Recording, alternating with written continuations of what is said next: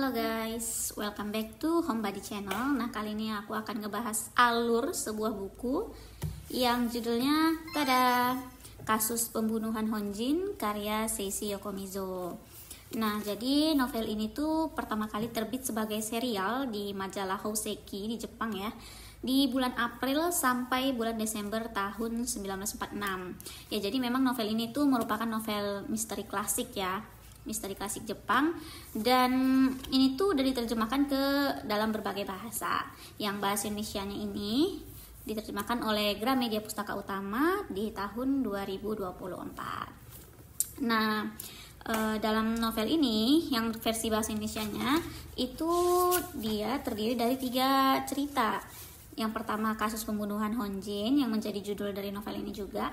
Yang kedua, kenapa sumur timba berderit. Dan yang ketiga, kasus kedai minum kucing hitam.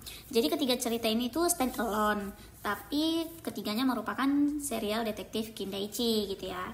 Dan tebal novelnya sendiri itu adalah 416 halaman. Nih setebal ini gitu. Dan novel ini itu sudah diangkat ke dalam layar lebar ya pada tahun 1975 dengan judul Death at an Old Mansion. Dan antara novel dengan filmnya itu nggak ada perbedaan yang sangat signifikan. Jadi aku akan cerita alur dengan menggunakan ilustrasi dari filmnya ya, untuk mempermudah pemahaman gitu. Tapi aku akan ngebahas alur yang kasus pembunuhan Honjin aja ya. Yang keduanya, yang sisa duanya nggak akan aku bahas di sini. So check it out. Ya, jadi novel ini tuh bercerita tentang tewasnya sepasang pengantin baru di malam pernikahannya di ruang duduk pavilion mereka. Pengantin prianya itu adalah Kenzo Ichiyanagi. Dia merupakan pria berusia 40 tahun dan merupakan kepala keluarga Ichiyanagi.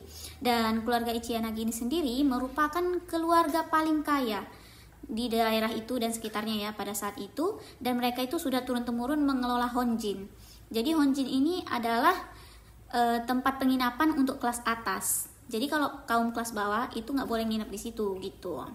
Adapun pengantin wanitanya itu bernama Katsuko Kubo. Dia berusia 25 atau 26 tahun saat itu dan merupakan seorang guru di sekolah khusus wanita.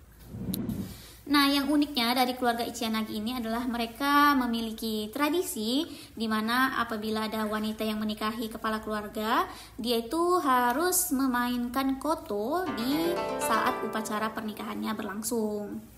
Kenapa koto itu menjadi penting? Karena di malam terbunuhnya sepasang pengantin baru ini, terdengar suara koto yang dipetik secara acak dan juga terdengar jeritan yang ganjil dan mengerikan gitu.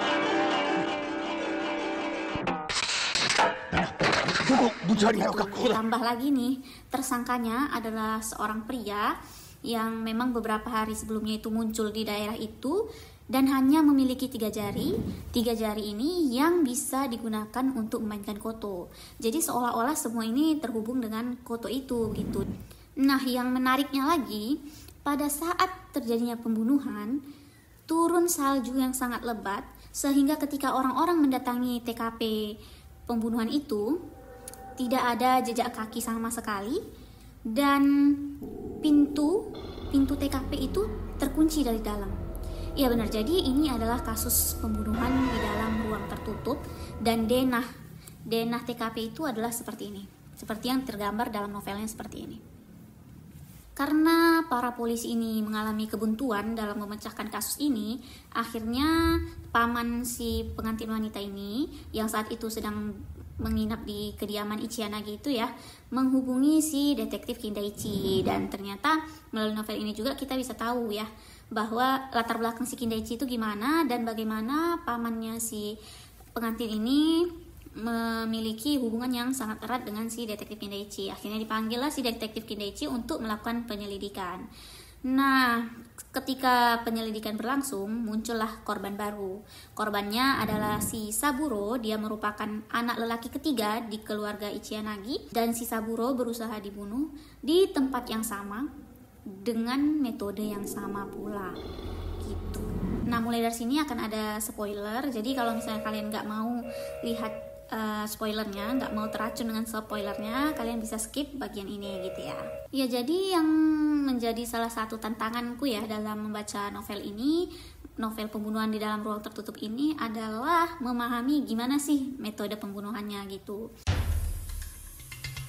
Karena kan di sini dia melibatkan arsitektur Jepang ya, seperti pintu penahan hujan atau pintu geser shoji yang memang agak rumit ya, agak sulit aku bayangkan.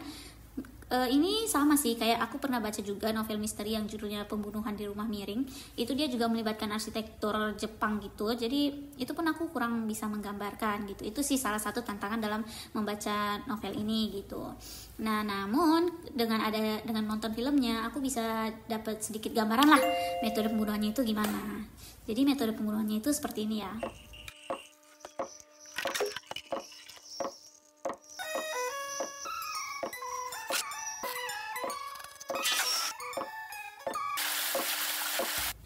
Nah, setelah mengetahui how atau gimana metode pembunuhannya, selanjutnya yang bikin penasaran itu adalah siapa sih pelaku pembunuhannya. Atau mungkin bisa dibilang ini bukan pembunuhan ya, tapi melainkan pembunuhan dan bunuh diri. Ya, jadi pelakunya tidak lain dan tidak bukan adalah si Kenzo Ichiyanagi sendiri. Jadi dia membunuh istrinya, lalu kemudian dia membunuh dirinya sendiri dengan metode yang sudah kita lihat di depan tadi.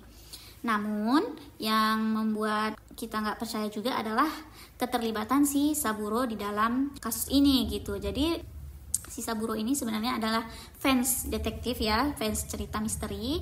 Jadi bisa dibilang dialah sebenarnya otak atau penyusun metode pembunuhan ini gitu.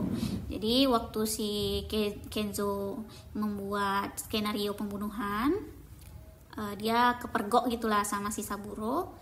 Terus akhirnya si Kenzo ini minta tolong gitu sama si Saburo membantu dia membuat skenario pembunuhan. Akhirnya lahirlah skenario yang kita lihat ini gitu. Nah, yang terakhir adalah why. Kenapa sih si Kenzo ini melakukan pembunuhan dan kemudian membunuh dirinya sendiri? Ternyata alasannya adalah karena si Kenzo ini malu gitu ya. Dia nggak mau diolok-olok juga oleh orang-orang di sekitarnya, karena ternyata pernikahan si Kenzo ini tuh sebenarnya ditentang oleh seluruh keluarga besar si Ichiyanagi ini. Karena kan si pengantin wanita itu walaupun sekarang dia adalah orang kaya, dulunya keluarga mereka itu merupakan seorang petani bayaran gitulah, alias dari kelas rendah. Jadi nggak setara lah gitu. Namun karena si Kenzo bersikeras untuk menikahi wanita ini, terus ternyata beberapa hari sebelum pernikahannya dia mengetahui kalau perempuan ini tuh sudah nggak perawan lagi, dan dia takut diolok-olok oleh keluarga Ichiyanagi yang lain, sehingga daripada menanggung malu seperti itu, dia memutuskan untuk bunuh diri gitu. Itulah alasannya. Nah, ini adalah bagian terakhir ya. Overall, menurutku sih sebenarnya kasus pembunuhan Honjin ini menarik. Cuman gaya penceritaannya aja kurang pas sama aku gitu. Kayak sedikit bertele-tele gitu kan. Karena kan ini POV-nya itu dari penulis ya, dari seorang penulis yang menceritakan kisah si detektif Kindaichi itu gitu. Gaya penceritanya itu agak lambat, jadi memang sedikit membosankan. Tapi kalau dari segi ceritanya sendiri itu sebenarnya sangat menarik ya, tentang mekanisme pembunuhannya atau motifnya juga dan lain-lainnya gitu. Dan untuk filmnya sendiri kalau kalian mau nonton bisa, tapi ya karena dibuat 1975 jadi ya mungkin visualnya juga nggak sebagus film-film sekarang, dan sound efeknya itu mungkin sedikit berlebihan ya, karena memang film ini tuh genrenya misteri horror, jadi mungkin ada sound agak ekstra gitulah. Tapi kalau misalnya kalian penasaran banget nih dengan ceritanya dan kalian kurang suka baca bukunya, kalian bisa deh coba nonton film ini ya. Jadi segitu aja. Kalau kalian suka misteri dan kalian suka dengan penulis ini, mungkin kalian bisa baca novel ini. Dan segitu aja, sampai jumpa di buku berikutnya. Bye bye. Bye bye.